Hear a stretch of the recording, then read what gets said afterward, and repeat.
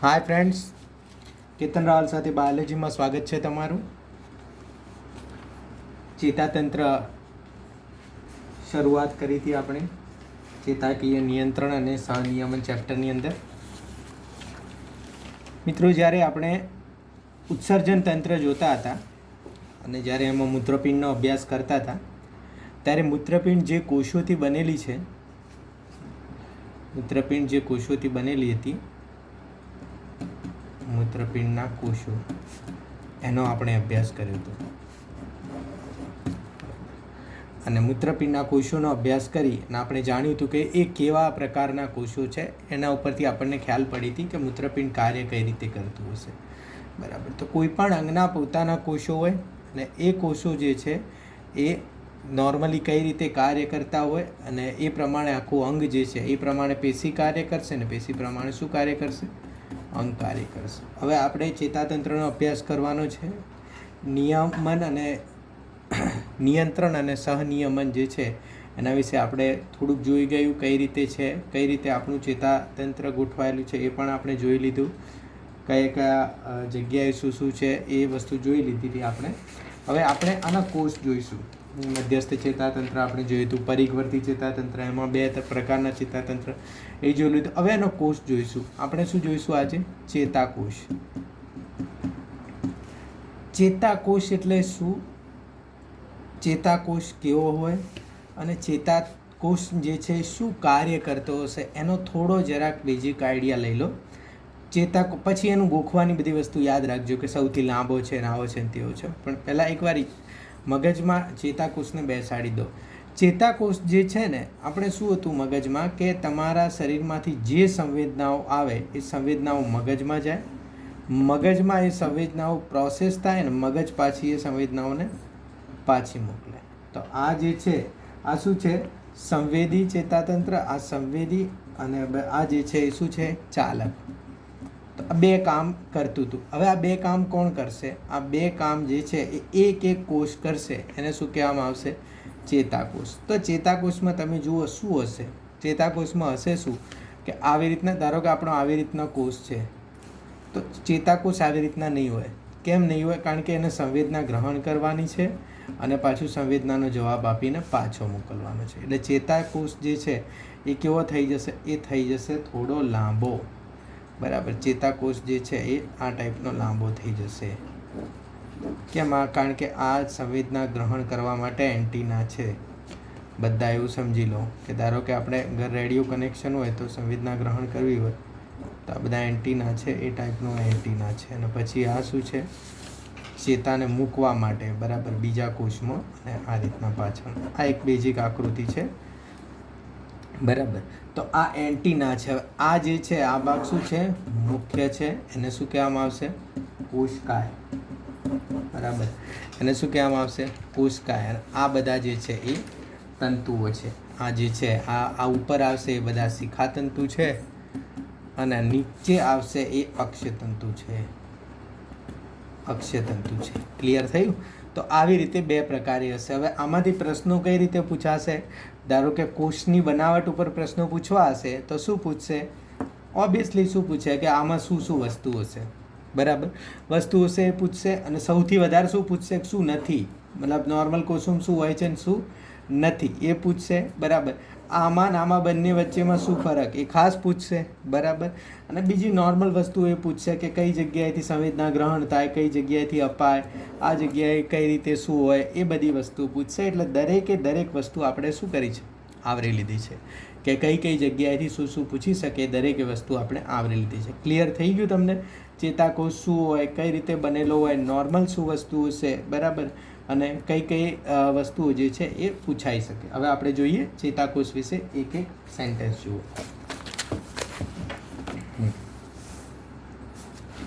જુઓ ચેતાકોષ. ચેતાતંત્રનો રચનાત્મક અને ક્રિયાત્મક એકમ ચેતાકોષ છે. ક્લિયર થઈ ગયું? બરાબર. જેમ મૂત્રપિંડનો જે છે એ રચનાત્મક અને ક્રિયાત્મક એકમ હતો એ. બરાબર. તો આ તે ઉર્મિ વેગની ઉત્પત્તિ અને તેનું વહન કરાવે છે. ઉર્મિ વેગની શું કરાવે છે? ઉત્પત્તિ કરાવે છે અને તેનું વહન કરાવે છે. આ બંને કામ એ કરે છે. ક્લિયર થઈ ગયું? ઉર્મિ વેગની ઉત્પત્તિ અથવા તો એનું કંડક્શન અને વહન. ઉર્મિવેગની ઉત્પત્તિ કઈ રીતના થાય? જ્યારે સંવેદના ગ્રહણ થાય એટલે ઉર્મિવેગનો ઉત્પન્ન કરવો પડશે, ઉર્મિવેગ ઉત્પન્ન કરવો પડશે, એટલે પછી શું થશે? પછી એનું વહન થશે. ક્લિયર થયું? ચેતાકોષ એ કોષકાય અને પ્રવર્ધો કયા? શિખાતંતુ અને અક્ષતંતુ એ બંનેનો બનેલો હોય છે. ચેતાકોષ જે છે એ કોષકાય અને પ્રવર્ધો બંનેનો બનેલો છે. હવે આ ચેતાકોષકાય અને ચેતાકોષકાયને શું કહેવામાં આવશે? પેરિકેરિયોન કહેવામાં આવશે. શું કહેવામાં આવશે? પેરિકેરિયોન. જોઈ લો, આ ચેતાકોષકાય મેં તમને સૌથી વચ્ચે દર્શાવ્યો ને, એ ચેતાકોષકાય છે. તે એક કોષ કેન્દ્રીય યુક્ત કોષરસ ધરાવે છે. બરાબર, એક કોષ કેન્દ્રીય યુક્ત કોષરસ ધરાવે છે. તમને ક્લિયર થયું આ વાક્ય? એક કોષ કેન્દ્રીય છે અને બીજું શું છે? કોષરસ ધરાવે છે. અને આકૃતિ બુકમાંથી તમે જોઈ લો. ક્લિયર થઈ તમને? અને આકૃતિ તમારી પાસે જ રાખજો આને ભણતી વખતે. એક કોષ કેન્દ્રીય યુક્ત કોષરસ ધરાવે છે. કોષરસમાં તારા કેન્દ્ર સિવાય બધી જ જૈવિક અંગિકાઓ જોવા મળે છે. આઈએમપી થઈ ગયું. તારા કેન્દ્ર. હવે જુઓ, લેટેસ્ટ રિસર્ચ જે છે, એકદમ લેટેસ્ટ રિસર્ચ, એના અનુસાર એ લોકો એમ કહે છે કે આમાં આવે જ તારા કેન્દ્ર. કારણ કે જે તંતુઓ હોય છે એ બધા તંતુઓ જે છે એ આના દ્વારા જે છે તારા કેન્દ્ર દ્વારા ઉત્પન્ન થાય છે. આ છે તે છે. પણ જે છે, કારણ કે તમને ખબર હતું તારા કેન્દ્ર શું કામ કરે છે? આવી રીતે કોષ જેવો હોય તો કોષરસ કંકાલ બનાવવાનું કામ તારા કેન્દ્ર કરે છે. તો કોષરસ કંકાલ તો આમાં બને છે, પણ કોષ વિભાજન થતું નથી, એટલે તારા કેન્દ્ર નથી હોતું. પણ આપણે કોઈ લેટેસ્ટ રિસર્ચમાં જવાનું છે નહીં. આપણે એટલું જ યાદ રાખવાનું છે કે આ તારા કેન્દ્ર આમાં હોતું નથી, કારણ કે એનસીઆરટીમાં તારા કેન્દ્ર નથી, એટલે આપણી માટે તારા કેન્દ્ર નથી. કોષરસમાં તારા કેન્દ્ર સિવાય બધી જ જૈવિક અંગિકાઓ જોવા મળે છે. બહુ પૂછાયેલો ક્વેશ્ચન છે આ કે ભાઈ ચેતાકોષના કોષરસમાં શું ના હોય? તારા કેન્દ્ર. બાકી જુઓ, તારા કેન્દ્ર સિવાય બધી જ હોય. રિબોઝોમ હોય, લાઇસોઝોમ હોય, પછી ગોલ્ગી કાય હોય, બધી જ વસ્તુ હોય. લગભગ એવું કોઈ વસ્તુ નથી હોતી કે નથી હોતી. ચેતાકોષમાં તારા કેન્દ્ર ઓછી, તેથી કોષ વિભાજન થતું નથી. બરાબર, કારણ કે કોષ વિભાજન કરવા માટે મહત્વનું હતું તારા કેન્દ્ર. તેમાં બીજી અંગિકાઓ જેવી કે નિઝલની કણિકાઓ અને ચેતાતંતુ પણ આવેલા હોય છે. હવે જુઓ, નિઝલની કણિકાઓ કોષ માટે એક નવો શબ્દ થઈ ગયો. કોષમાં આપણે જોયું ત્યારે આપણે ક્યારેય નિઝલની કણિકાઓ જોઈ નથી. એ શામાં હોય છે? ચેતાકોષમાં. આ નિઝલની કણિકાઓ બની કઈ રીતે? હું તમને કહું. આ કોષ હતો, બરાબર, આ આપણું ન્યુક્લિયસ હતું, કોષ કેન્દ્ર, અને આવી રીતે અંતઃકોષરસ જાળ હતી. ક્લિયર? હવે આ કોષરસ મતલબ આ જે કોષ હોય ને એને તમે આમ ખેંચી લો, આને ખેંચીને આમ બનાવી દો લાંબો, આમ બનાવી દો, આ થઈ ગયો. બરાબર, લાંબો બનાવી દેશો એટલે આ જે છે ને, આ કંઈ સ્પ્રિંગ તો છે નહીં, અંતઃકોષરસ જાળ, એ શું થશે? તૂટી જશે. આ અંતઃકોષરસ જાળ એ શું થશે? તૂટી જશે, નાના નાના ટુકડા થઈ જશે. અને અંતઃકોષરસ જાળના જે ટુકડા છે એને શું કહેવામાં આવે છે? નિઝલની કણિકાઓ. ક્લિયર થયું?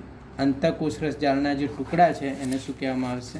નિઝલની કણિકાઓ. અને ચેતાતંતુક પણ આવેલું હોય છે. ચેતાતંતુક મેં તમને કીધું ને, કારણ કે આવી રીતે આમ સેલને આવી રીતે પકડી રાખવું, અને આપણે તંતુકો જે જુએ ને, અને એ જ રિસર્ચના આધારે અત્યારે લોકો કહી રહ્યા છે કે એમાં તારા કેન્દ્ર હશે. એવું નહીં હોય કે નહીં હોય, કારણ કે તંતુક જ કોણ બનાવે તારા કેન્દ્ર સિવાય? નિઝલની કણિકાઓ, નિસલ્સ ગ્રેન્યુલ, અંતઃકોષરસ જાળ અને રિબોઝોમે કણિકાઓ જેવી રચનાઓ બનાવે છે. બરાબર, રિબોઝોમે કણિકાઓ જેવી, જેને નિઝલની કણિકાઓ અથવા ટિગ્રોઇડ બોડી, આ યાદ રાખજો તમે લોકો. ટિગ્રોઇડ બોડી, નિઝલની કણિકાઓ અથવા તો ટિગ્રોઇડ બોડી કહેવામાં આવે છે. બરાબર, અંતઃકોષરસ જાળ જે છે એ શું કરે છે? નિઝલની અને રિબોઝોમે કણિકાઓ જેવી રચનાઓ બનાવે છે, જેને નિઝલની કણિકાઓ અથવા ટિગ્રોઇડ બોડી કહેવામાં આવે છે. તે પ્રોટીન ઉત્પાદનનું મુખ્ય કેન્દ્ર છે. કારણ એ તો હવે અંતઃકોષરસ જાળ હતું, એના ઉપર રિબોઝોમ, તો ઓબ્વિયસલી નિઝલની કણિકા, એના ઉપર રિબોઝોમ. બરાબર, એટલે આ બરાબર યાદ રાખજો. નિઝલની કણિકાના ઉપર રિબોઝોમ આવે. અંતઃકોષરસ જાળનું જ ઉપર સ્વરૂપ છે, એટલે એના ઉપર જ રિબોઝોમ આવશે. તે પ્રોટીન ઉત્પાદનનું મુખ્ય કેન્દ્ર છે. સ્થાન ક્યાં હોય? ચેતાકોષકાયમાં. બરાબર, ચેતાકોષકાયમાં હોય અને શિખાતંતુમાં હોય. શિખાતંતુમાં હોય, અક્ષતંતુમાં ના હોય, એ યાદ રાખવાનું. કોષરસમાં ઘણી નાની તંતુકો જોવા મળે છે જેને ચેતાતંતુ કહે છે. તેઓ ચેતાકોષ કાયમાં આંતરિક વહનમાં મદદ કરે છે એકથી એક જગ્યાએ જવું હોય તો. ક્લિયર થઈ ગયું? એટલે આ કોષકાય થઈ ગયું તમારું કમ્પ્લીટ. કોષકાયમાં બસ આટલી વસ્તુ છે. હવે તમને ખબર પડી ગઈ હશે કે આ નિજલની કણિકાઓવાળું થોડું આઈએમપી છે. કોષીય પ્રવર્તો. શિખાતંતુ. શિખાતંતુ તે કોષના નાના પ્રવર્ત છે ઉપર, આજે આમ સેલ હોય ને ઉપર હોય ને એ બધા શિખાતંતુ. કોષના નાના પ્રવર્ત છે તેને નાની શાખાઓને શિખાતંતુકો કહે છે. બરાબર. શિખાતંતુ કેટલાક ગ્રાહી ધરાવે છે, તેથી શિખાતંતુ ઉત્તેજના મેળવે છે અને કેન્દ્રગામી વહન ઉત્પન્ન કરે છે કોષકાય તરફ. કેન્દ્રગામી વહન ઉત્પન્ન કરવું એટલે ક્યાં? કોષકાય તરફ. મતલબ અહીંયાથી લેવું અને અહીંયા કોષકાય તરફ વહન કરાવવાનું, પેલું કોષકાયમાંથી આગળ. એટલે તમને હવે કોઈ પૂછે આટલા નોલેજ ઉપર કહો, સંવેદી કોણ લેતું હશે અને ચાલક કોણ આપતું હશે? યસ, સંવેદી શિખાતંતુ લેતા હશે અને ચાલક જે છે એ અક્ષતંતુ. ક્લિયર? શિખાતંતુકો કેટલાક ગ્રાહી ધરાવે છે, તેથી શિખાતંતુ ઉત્તેજના મેળવે છે અને કેન્દ્રગામી કોષકાય તરફ વહન ઉત્પન્ન કરે છે. ક્લિયર? ચેતાક્ષ. લાંબો પ્રવર્ત. ચેતાક્ષ અથવા ચેતાતંતુ તે ચેતાકોષકાયનો લાંબામાં લાંબો પ્રવર્ત છે અને તેનો વ્યાસ એક સમાન હોય છે. તે ચેતાક્ષનો કોષરસ ધરાવે છે. બરાબર. અહીંયા આ ચેતાક્ષ જે છે એ આવી રીતે એક સમાન, મતલબ આમ ટૂંકો ના હોય, મતલબ એવો ના હોય કે અહીંથી ઉપર પાતળો નીચે જાડો ને એવું કંઈ, એકદમ કમ્પ્લીટ એક સમાન એનો વ્યાસ હોય અને એ ચેતાક્ષનો કોષરસ ધરાવે છે. બરાબર. એટલે ચેતાક્ષ રસ કે આવું કંઈ પૂછાઈ જાય તો બરાબર યાદ રાખજો, ચેતાક્ષનો કોષરસ હોય છે. કોષરસ. ચેતાક્ષના કોષરસમાં નિજલની કણિકા હોતી નથી. તમને ખબર પડી ગઈ ને? થઈ ગયો ને MCQ? ચેતાક્ષમાં નથી હોતી અને આમાં હોય છે શિખાતંતુમાં. ચેતાતંતુમાં નથી હોતી. ચેતાતંતુને જ ચેતાક્ષ કહેવાય. નિજલની કણિકા હોતી નથી. ચેતાક્ષ કોષરસ, ચેતાતંતુ અને કણાભસૂત્ર ધરાવે છે. આનો કે કોષરસ જે છે ચેતાતંતુ અને કણાભસૂત્ર વધારે હોય. કેમ કણાભસૂત્ર વધારે છે? જવાબ આપજો મને કોમેન્ટમાં કે કેમ ચેતાક્ષમાં કણાભસૂત્ર વધારે છે. કારણ કે આપણને ખબર છે કણાભસૂત્ર શું કરે. ચેતાક્ષ બાહ્ય આવરણથી સુરક્ષિત હોય છે. બરાબર. ચેતાકોષકાયનો ભાગ કે જ્યાં ચેતાક્ષ ઉત્પન્ન થાય છે તેને એક્ઝોન હિલ્લોક કહે છે. મહત્વની વસ્તુ કઈ જગ્યાનો એક્ઝોન હિલ્લોક કહીશું? જોઈ લો. આ જે છે એ શું છે? એક્ઝોન હિલ્લોક. બરાબર. આ જે જગ્યા છે એને એક્ઝોન હિલ્લોક કહેવાય. એક્ઝોન હિલ્લોક એ ચેતાનો ઉત્તેજિત વિસ્તાર કહેવાય છે કારણ કે ત્યાં સક્રિય કલાવિસ્તાન ઉત્પન્ન થાય છે. ક્લિયર? પછી ચેતાક્ષનો છેડાનો ભાગ શાખાઓમાં વહેંચાય છે જેને ટેલોડેન્ડ્રિયા કહે છે. ટીલોડેન્ડ્રિયામાં વધારે પ્રમાણમાં કણાભસૂત્ર જોવા મળે છે. બરાબર. આ જે ચેતાઓનો ઉત્તેજિત વિસ્તાર જે છે એ એક્ઝોન હિલ્લોક ચેતાઓનો ઉત્તેજિત વિસ્તાર કહેવાય કારણ કે ત્યાં સક્રિય કલાવિસ્તાર ઉત્પન્ન થાય છે. ચેતાક્ષનો છેડાનો ભાગ શાખાઓમાં વહેંચાય છે જેને ટીલોડેન્ડ્રિયા કહે છે. ટીલોડેન્ડ્રિયામાં વધારે પ્રમાણમાં કણાભસૂત્ર જોવા મળે છે. તે કોલાઇન એસિટાઇલ ટ્રાન્સફરેજ ઉત્સેચકની મદદથી એસિટાઇલ કોલાઇન ઉત્પન્ન કરે છે જે પુટિકામાં સંગ્રહ થાય છે. હવે આ એસિટાઇલ કોલાઇન છે ને એ એકચ્યુઅલી આપણે ક્યારે, મતલબ મજા ક્યારે ભણવાની આવશે? જ્યારે આપણે કન્ડક્શન જોતા હશું, એટલે મતલબ ઉર્મિવેગનું વહન જોઈતા હશું ને એટલે મજા આવી જશે. અત્યારે એટલું યાદ રાખો કે ચેતાક્ષનો છેડાનો ભાગ શાખાઓમાં વહેંચાય છે જેને ટેલોડેન્ડ્રિયા કહે છે. ટેલોડેન્ડ્રિયા આપણા માટે મહત્વનો ગોખવાનો પોઈન્ટ આવી ગયો છે. આ બીજી શાખાઓ જે છે ને ટેલોડેન્ડ્રિયા કહે છે. બરાબર. તે કોલાઇન એસિટાઇલ ટ્રાન્સફરેજ ઉત્સેચકની મદદથી એસિટાઇલ કોલાઇન ઉત્પન્ન કરે છે. એસિટાઇલ કોલાઇન ઉત્પન્ન કરશે ને આ પુટિકા છે ને આ બધી, આમાં એસિટાઇલ કોલાઇન સંગ્રહિત થશે. એટલે આમાં એસિટાઇલ કોલાઇન છે. બરાબર. એસિટાઇલ અને તે પુટિકામાં સંગ્રહ થાય છે. ક્લિયર? ચેતાક્ષ એ ચેતાકોષનો મુખ્ય ભાગ છે, તેથી ઘણીવાર ચેતાતંતુ શબ્દ ચેતાક્ષ તરીકે વપરાય છે. બરાબર. ચેતાક્ષ જે છે એ ચેતાતંતુનો આ મુખ્ય ભાગ છે, એટલે આ ચેતાક્ષ જે છે એ આ ભાગ વચ્ચોવચ્ચ આ ભાગ છે શું છે? આ ચેતાક્ષ છે. આ ચેતાતંતુનો મુખ્ય ભાગ છે હવે આવું તમે જુઓ, ચેતાતંતુની વચ્ચે આ રીતે અહીંયા આ શ્વાનના કોષ છે. હવે આમાં બહુ મહત્ત્વની વસ્તુ છે. તમે એવું વિચારતા હોય કે આ એક જ કોષ છે, પણ એવું નહીં. એક કોષની આગળ આ બીજા 4 કોષ અલગ અલગ લાગેલા છે. 1 2 3 4 5, એટલે હકીકતમાં આ 6 કોષ થઈ ગયા. એટલે ચેતાક્ષની આજુબાજુ અલગ કોષો લાગેલા છે. એ કોષોને શું કહેવામાં આવશે? શ્વાનના કોષો કહેવામાં આવશે. ચેતાક્ષની આજુબાજુ કેમ કોષો લાગેલા છે? કારણ કે અહીંથી ઇમ્પલ્સનું વહન થાય છે. ધારો કે કોઈ વાયરમાં કરંટનું વહન થતું હોય તો એની આજુબાજુ રબરની પેલી હોય ને ટેપ, બસ એવી રીતના. અને આમાં વચ્ચે ગાંઠ છે. આ ગાંઠ કેમ છે? અહીંયા જે છે ઇમ્પલ્સો ફાસ્ટ કરવા માટેની મેથડો લાગેલી છે. કારણ કે અહીંથી અહીંયા જશે એટલી વાર તો કંઈ થશે નહીં, અહીંયા આપણે ડિસ્ટર્બન્સ કરી શકું. એટલે આ રેનવિયરની ગાંઠ છે. અને આની આજુબાજુ જે લાગેલા છે એ શ્વાનના કોષ છે. શું છે એ?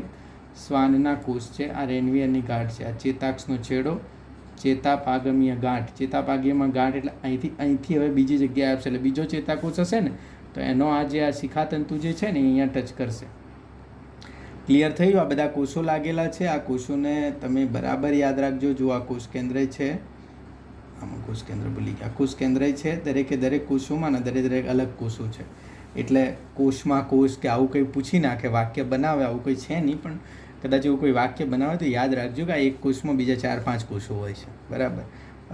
કારણ કે એટલા માટે મોટામાં મોટો કોષ છે બોડીમાં. ક્લિયર થયું તમને? હવે એક મસ્ત તમને જે તમારે જોવાનું છે, જેમાંથી એમસીક્યુ નીકળી શકે એવા છે, એ ચેતાક્ષ અને શિખાતંતુ વચ્ચેનો તફાવત છે. ચેતાક્ષ અને શિખાતંતુ હંમેશા એકાકી હોય છે, તેને ચેતાતંતુ હોય છે, પણ નિઝલની કણિકા હોતી નથી. બરાબર? એક અથવા વધુ હોય છે શિખાતંતુ, ને ચેતાતંતુ હોય પણ નિઝલની કણિકા ના હોય. બરાબર? તેમાં બંને હોય. તે લાંબા કદનું પ્રવર્ત છે, તે ટૂંકું છે. ઉર્મિવેગનું વહન કોષકાયથી દૂર થાય છે અને કોષકાય તરફ થાય છે.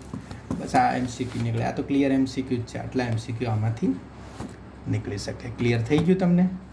જોઈ લઈએ આપણે એનસીઆરટીની એક લાઈન. એનસીઆરટીની એક લાઈન તમારા માટે ઘણી મહત્ત્વની છે, એટલે એને બરાબર ધ્યાન આપજો.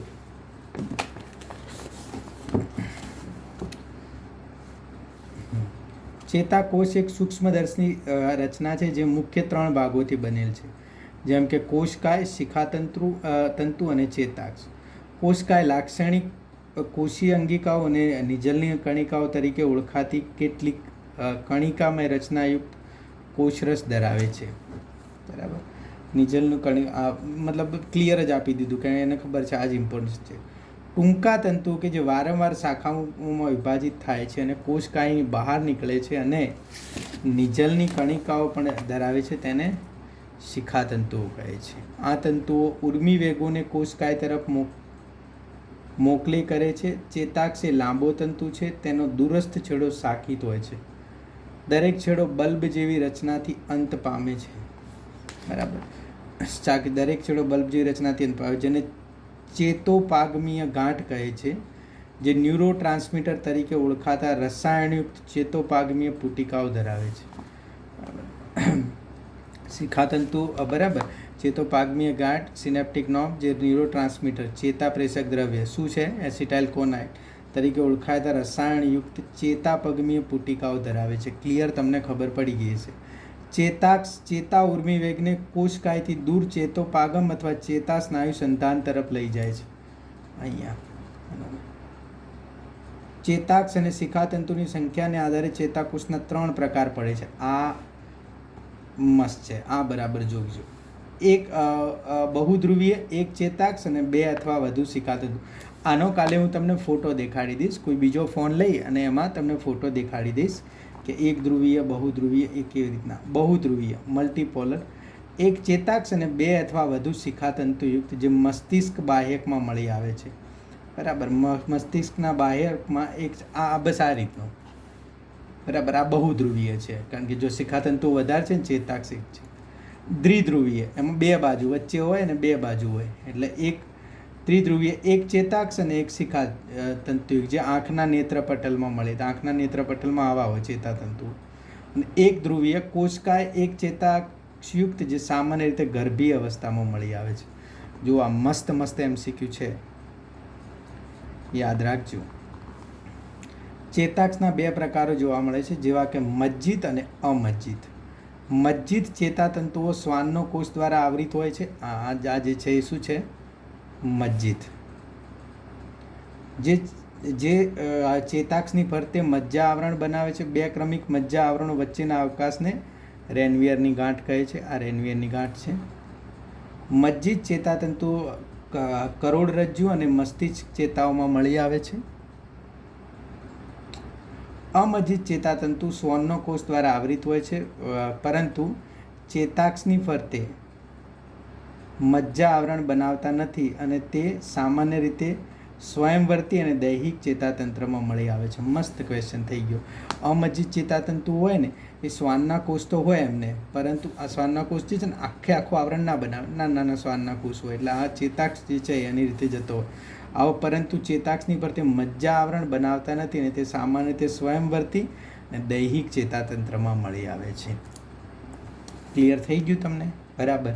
તો કાલે આપણે બે ટાઈપના ફોટા જોઈશું. એક તો આ મલ્ટીપોલર બાયપોલરવાળા ફોટા જોઈશું અને એક મજ્જિત અને અમજ્જિતવાળા ફોટા જોઈશું. બરાબર. તો આ તો ચેતા કોષ. હવે ચેતાકોષ અહીંથી કઈ રીતે ગ્રહણ કરે છે ને અહીંથી કઈ રીતના આપી શકે છે એ આપણી ટેકનિક ચેપ્ટર ભણવાની, કે બસ એ ટેકનિક આપણે જોવાની, એટલે આપણું ચેપ્ટર આગળ વધશે. શું છે નેક્સ્ટ? ચેતા ઉર્મિવેગના ઉત્પત્તિ અને વહન. એ આપણે જોઈશું નેક્સ્ટ લેક્ચરમાં. Thank you.